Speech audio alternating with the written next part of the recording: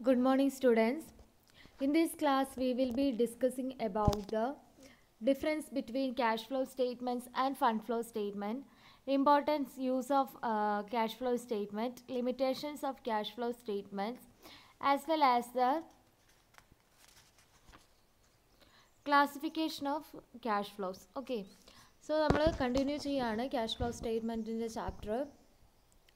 First one is difference between cash flow statement and fund flow statement.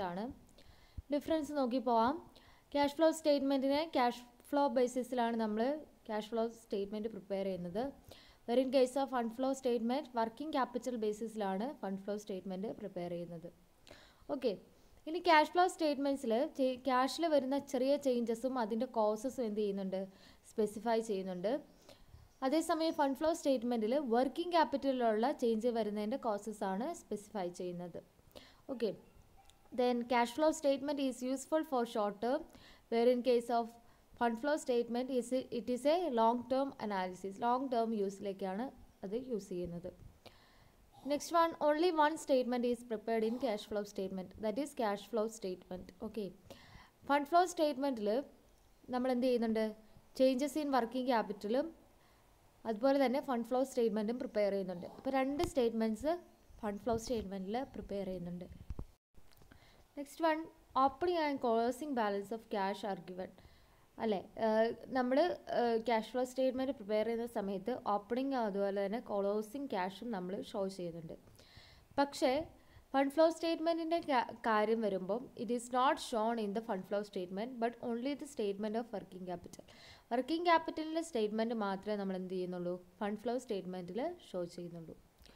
പിന്നെ cash flow statement it is prepared on the cash concept of accounting. ക്യാഷിനെ base ചെയ്തിട്ടാണ് നമ്മൾ cash flow statement prepare ചെയ്യുന്നത്, cash വരുന്നതും പോകുന്നതും. Okay, where in case of fund flow it is prepared on accrual concept of accounting. അക്കൗണ്ടിങ്ങിൻ്റെ accrual കോൺസെപ്റ്റിനെ base ചെയ്തിട്ടാണ് നമ്മൾ ഫണ്ട് ഫ്ലോ സ്റ്റേറ്റ്മെൻറ്റ് പ്രിപ്പയർ ചെയ്യുന്നത്. More important for financial analysis, cash flow analysis. Cash flow statement financial അനാലിസിസിൽ ഒരു important position play ചെയ്യുന്നുണ്ട്. where in case of fund flow statement it is less important.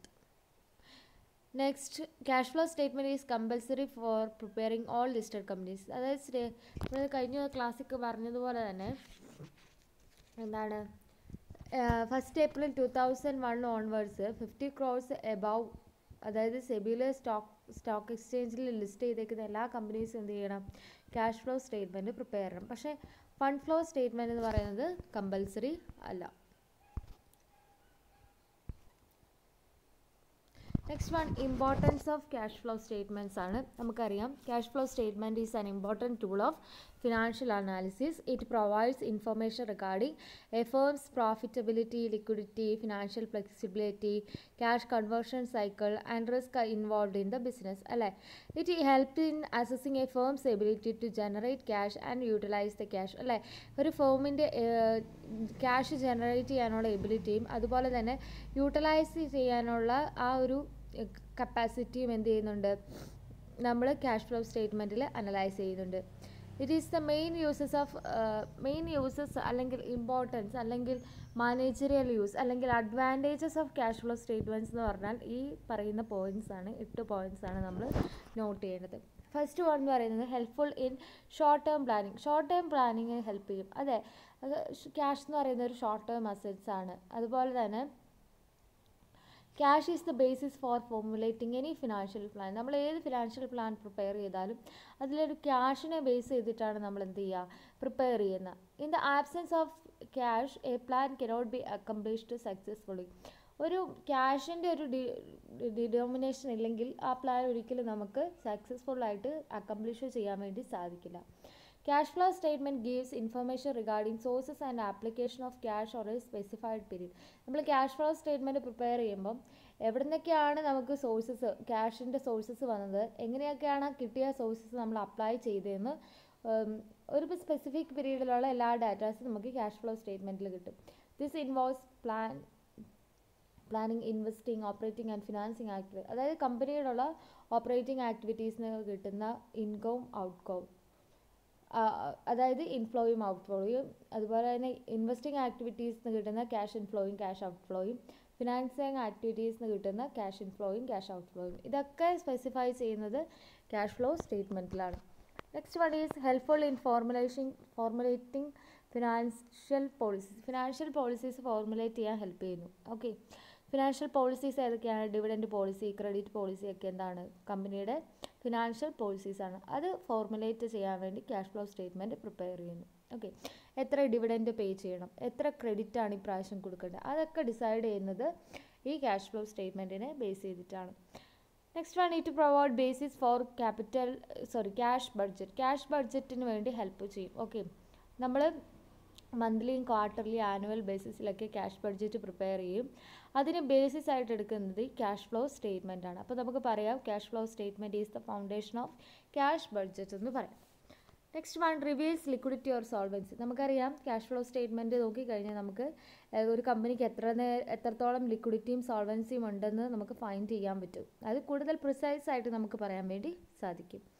Fifth one helps in efficient cash management.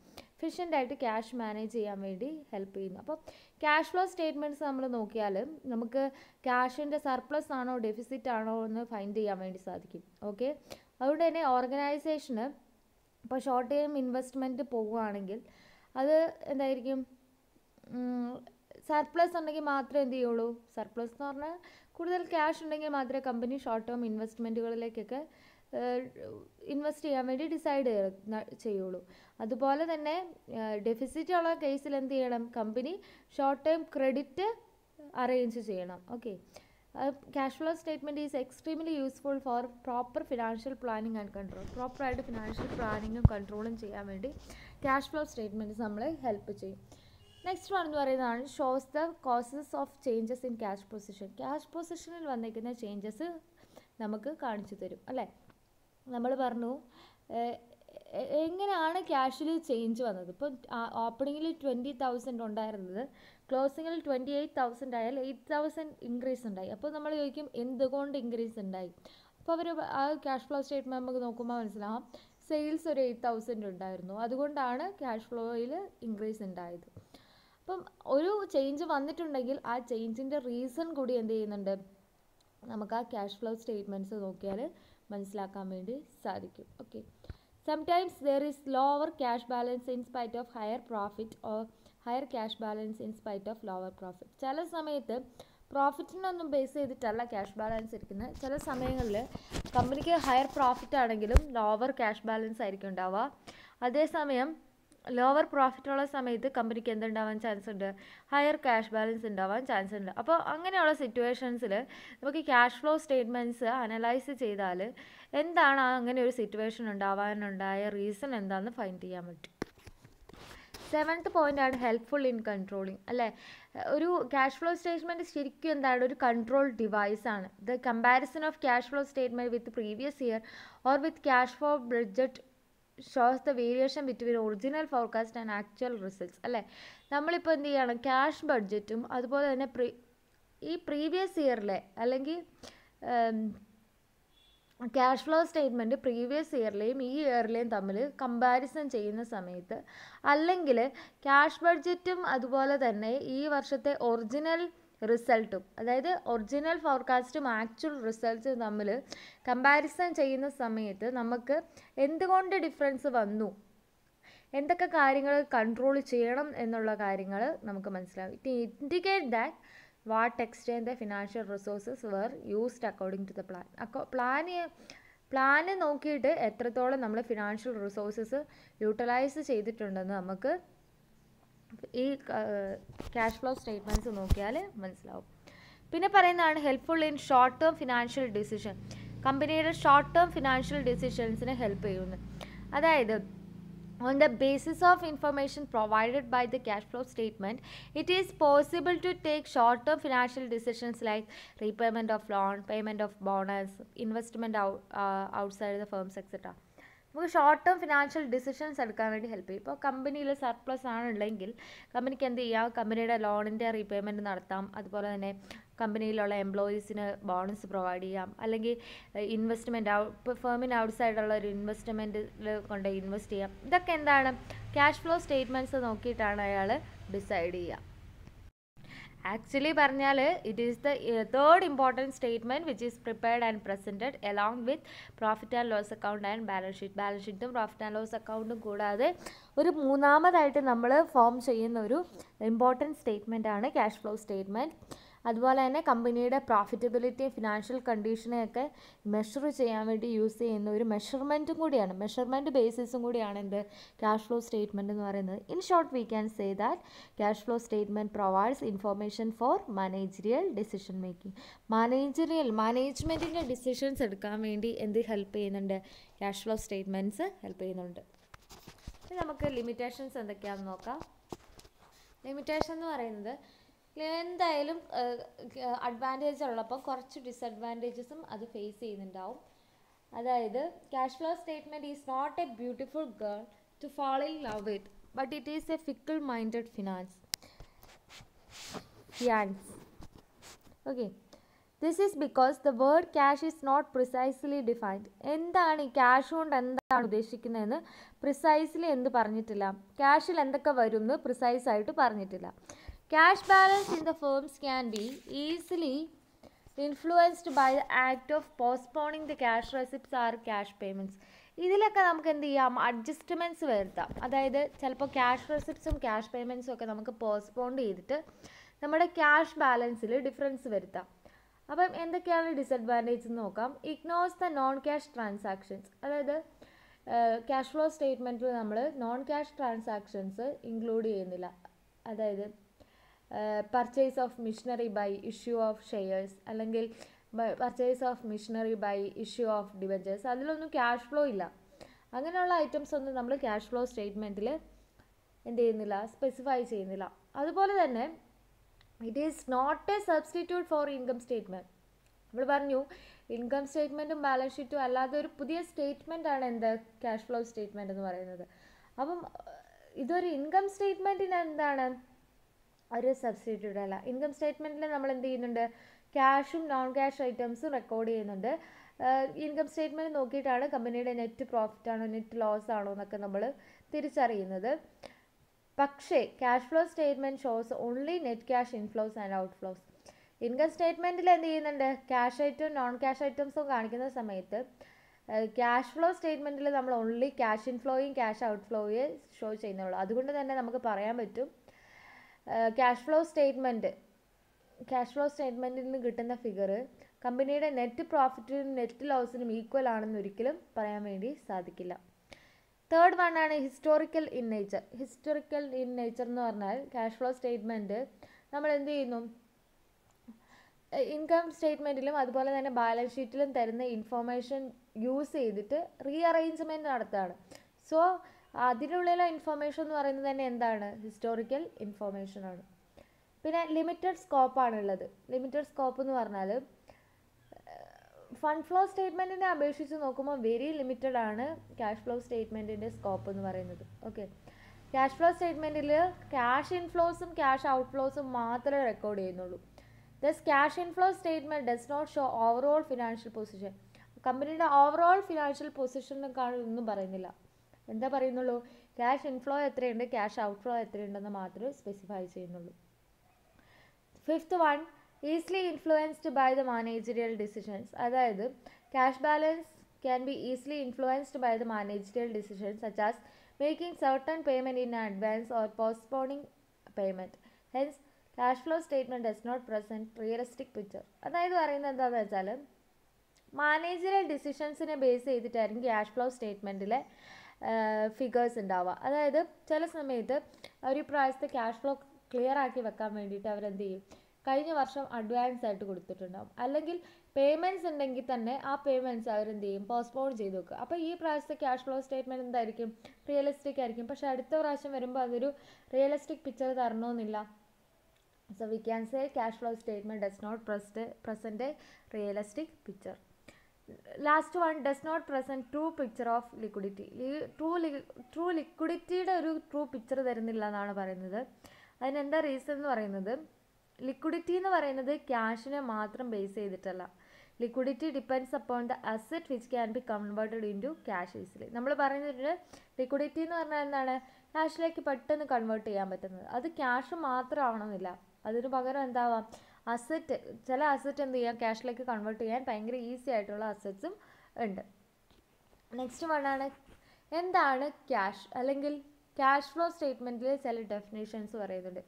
Cash എന്ന് പറഞ്ഞാൽ എന്താണ്, cash in ഹാൻഡും demand deposit with ബാങ്കും. അതേസമയം cash equivalents എന്ന് പറഞ്ഞാൽ short term highly liquid investment ആണ്. അതായത് അതിന് എന്ത് ചെയ്യാൻ പറ്റും, പെട്ടെന്ന് തന്നെ ക്യാഷിലേക്ക് കൺവേർട്ട് ചെയ്യാൻ പറ്റും. അതിന് എക്സാമ്പിൾസ് ആണ് treasury bills, commercial papers, short term deposit, money market funds. ഇതൊക്കെ നിങ്ങൾ പഠിച്ചിട്ടുണ്ടാവും, ഇൻവെസ്റ്റ്മെൻറ്റിൽ പഠിച്ചിട്ടുണ്ടാവും. ഇതെന്ന് പറഞ്ഞാൽ എന്ത് ചെയ്യാം, പെട്ടെന്ന് തന്നെ ക്യാഷിലേക്ക് കൺവേർട്ട് ചെയ്യാൻ പറ്റുന്നതാണ്. അതുകൊണ്ടാണ് അതിനെ ക്യാഷ് ഈക്വലൻസ് എന്ന് പറയുന്നത്. പിന്നെ എന്താണ് ക്യാഷ് ഫ്ലോസ് എന്ന്, ക്യാഷ് ഫ്ലോ എന്ന് പറഞ്ഞാൽ ജസ്റ്റ് മൂവ്മെൻറ്റ് ഓഫ് ക്യാഷ് ആണ്. ക്യാഷ് ആൻഡ് ക്യാഷ് ഈക്വലൻസ് ഉണ്ട് കേട്ടോ, movement of cash and cash equivalents. അത് ഇൻഫ്ലോയും ഔട്ട്ഫ്ലോയും ആവാം. ഇൻഫ്ലോ എന്ന് പറഞ്ഞാൽ എന്താണ്, all transaction result increase in cash and cash equivalence.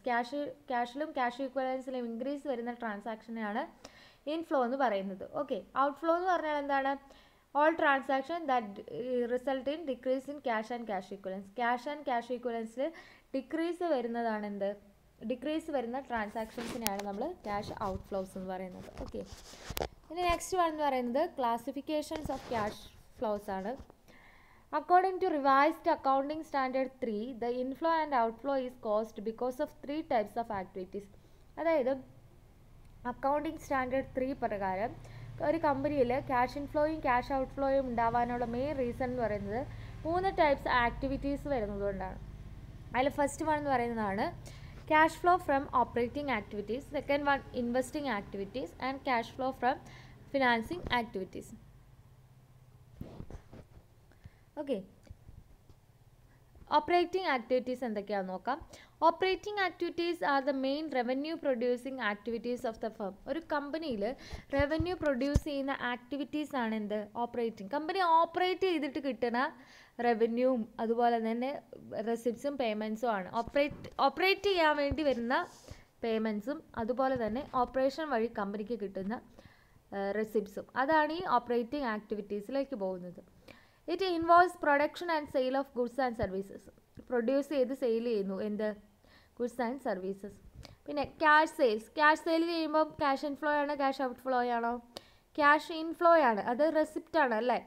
Collection from debtors and cash receipts from royalties, അതെന്താണ്, നമുക്ക് ക്യാഷ് റെസിപ്റ്റ്സ് കിട്ടുകയാണ് റോയാലിറ്റീസിൽ നിന്നും ഫീസൊക്കെ, ഡെപ്റ്റേഴ്സിൻ്റെ അടുത്ത് നിന്ന് ഫണ്ട് കിട്ടുന്നു, അതുപോലെ തന്നെ ക്യാഷ് റെസിപ്റ്റ്സ് റോയാലിറ്റിയിൽ നിന്ന് കിട്ടുന്നു, ഒക്കെ എന്താണ് ഇങ്ങോട്ടേക്ക് വരികയാണ് അല്ലേ. അപ്പോൾ അതൊക്കെ എന്താണ്, ക്യാഷ് ഇൻഫ്ലോ ആണ്.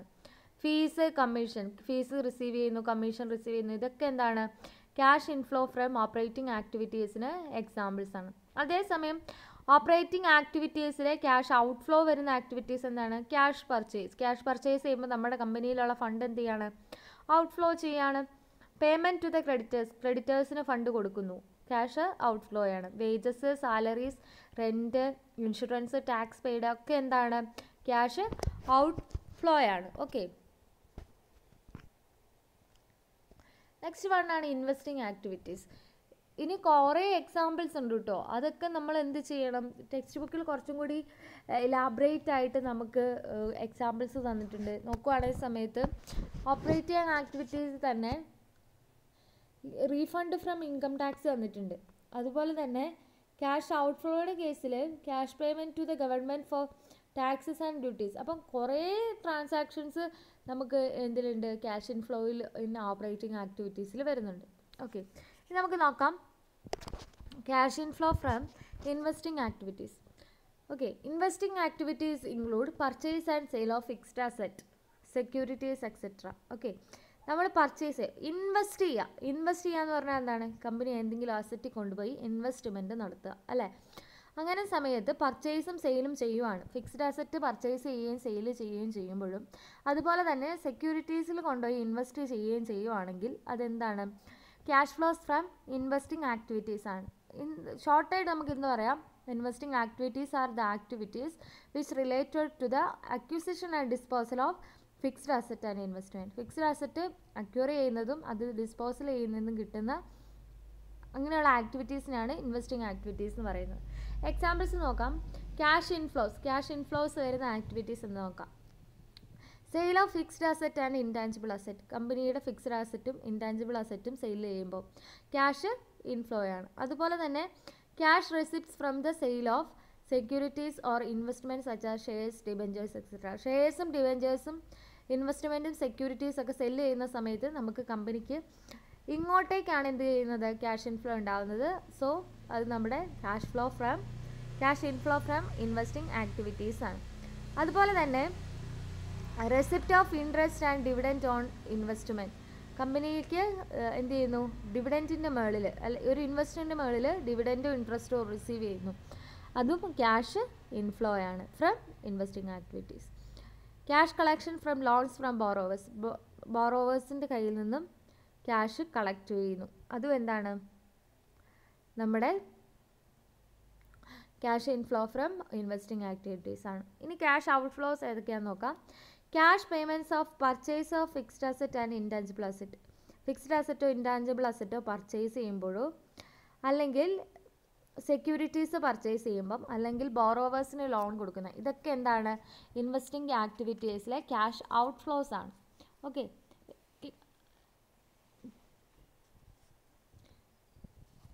സോ നമുക്ക് പറയാം ഫിക്സ്ഡ് അസറ്റും ഇൻടാഞ്ചിബിൾ അസറ്റും സെല്ല് ചെയ്യുമ്പം കിട്ടുന്ന ക്യാഷ് ഇൻഫ്ലോ നമ്മൾ ഇൻവെസ്റ്റിംഗ് ആക്ടിവിറ്റീസിലാണ് റെക്കോർഡ് ചെയ്യുന്നത്. അതുപോലെ തന്നെ പ്രോഫിറ്റ് ആൻഡ് ലോസ് ഓൺ സെയിലും ഓട്ടോമാറ്റിക്കലി നമ്മളിവിടെ അഡ്ജസ്റ്റ് ചെയ്യും. സോ അതുകൊണ്ട് തന്നെയാണ് profit on loss on sale of fixed asset and intangible asset is not taken on cash flow from operating activities. അതുകൊണ്ടാണ് നമ്മൾ ഫിക്സ്ഡ് അസറ്റും അതുപോലെ തന്നെ പ്രോഫിറ്റും ലോസും ഒന്നും നമ്മൾ ഓപ്പറേറ്റിംഗ് ആക്ടിവിറ്റീസിൽ എടുക്കാതിരുന്നത്. ലാസ്റ്റ് വണ്ണാണ് cash flows from financing activities. Financing activities are those activities which result in composition of owners' capital and borrowings of the enterprise. കമ്പനിയുടെ ഓണേഴ്സ് ക്യാപിറ്റൽ, അതായത് ഷെയർ ഹോൾഡേഴ്സിന് ഫണ്ടിനും അതുപോലെ തന്നെ short term and long term ബോറോയിങ്സിലും വരുന്ന difference വരുന്നതിലാണ് നമ്മൾ ഫിനാൻസിങ് ആക്ടിവിറ്റീസ് എന്ന് പറയുന്നത്. These include raising funds from owners, borrowing from creditors and repayment or redemption. നമ്മൾ എന്ത് ചെയ്യുന്നു, ഓണേഴ്സിൻ്റെ ഫണ്ട് റേസ് ചെയ്യുന്നു, ക്രെഡിറ്റേഴ്സിൻ്റെ അടുത്ത് നിന്ന് ബോറോ ചെയ്യുന്നു. ഇതൊക്കെ എന്താണ്, ക്യാഷ് ഫ്ലോസ് ഫ്രം ഫിനാൻസിങ് ആക്ടിവിറ്റീസിൻ്റെ എക്സാമ്പിൾസ് ആണ്. Okay, so in short we can say that financing activities are those activities which cause changes in capital structure. Capital സ്ട്രക്ചറിൽ ചേഞ്ചസ് വരുത്തുന്ന ആക്ടിവിറ്റീസിനെയാണ് നമ്മൾ എന്ത് പറയുന്നത്, ഫിനാൻസിങ് ആക്ടിവിറ്റീസ് എന്ന് പറയുന്നത്. ഇനി എന്തൊക്കെ ആക്ടിവിറ്റീസ് ആണ് ഉള്ളതെന്ന് നോക്കാം. ഓക്കെ, ക്യാഷ് ഇൻഫ്ലോ വരുന്ന ആക്ടിവിറ്റീസ് എന്ന് പറയുന്നത്, ക്യാഷ് ഇൻഫ്ലോസ് എന്ന് പറയുന്ന ആക്ടിവിറ്റി വരുന്ന ഇതിലാണ് ഏതൊക്കെയാണ്, cash proceeds from issue of shares issue ചെയ്യുന്നത്, ഡിബെഞ്ചേഴ്സും ബോൺസ് ഇഷ്യൂ ചെയ്യുന്നത്, short term and long term loans and borrowings issue ചെയ്യുന്നത്. അതേസമയം ഔട്ട്ഫ്ലോ വരുന്നത് എല്ലാം റിഡംഷൻ നടത്തുമ്പോഴും പേയ്മെൻറ്റ് വരുമ്പോഴും അല്ലേ.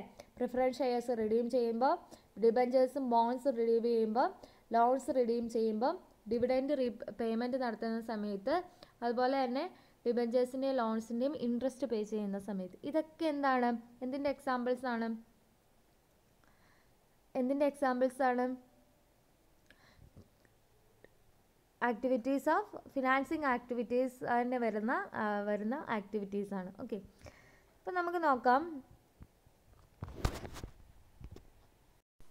പേജ് നമ്പർ 239, ടെക്സ്റ്റ് ബുക്കിലെ പേജ് നമ്പർ 239 കുറച്ച് എക്സാമ്പിൾസ് തന്നിട്ടുണ്ട്. ഓക്കെ, ആ എക്സാമ്പിൾസ് ഏത് ആക്ടിവിറ്റിയിൽ വരുന്നതെന്ന് നമ്മൾ ഐഡൻറ്റിഫൈ ചെയ്യുക. Okay, issue of debentures issue ചെയ്യുന്നു, എന്ത് ആക്ടിവിറ്റിയാണ്, ഡിബെഞ്ചേഴ്സ് ഇഷ്യൂ ചെയ്യുന്നു, എന്ത് ടൈപ്പ് ആക്ടിവിറ്റിയാണ്, ഡിബെഞ്ചേഴ്സ് ഇഷ്യൂ ചെയ്യുന്ന എന്ത് ആക്ടിവിറ്റിയാണ്, ഫിനാൻസിങ് ആക്ടിവിറ്റീസ് ആണ്. ഇത് കണ്ടോ, ഇതിൻ്റെ ഉള്ളിൽ തന്നെ പറഞ്ഞിട്ടുണ്ട് എന്താണ്, issue of preference shares, debentures ഒക്കെ എന്തിൽ വരുന്നതാണ്, ഫിനാൻസിങ് ആക്ടിവിറ്റീസിൽ വരുന്നതാണ്. ഓക്കെ, അണ്ടർലൈൻ ചെയ്ത് കാണിച്ചു തരാം. ഇഷ്യൂ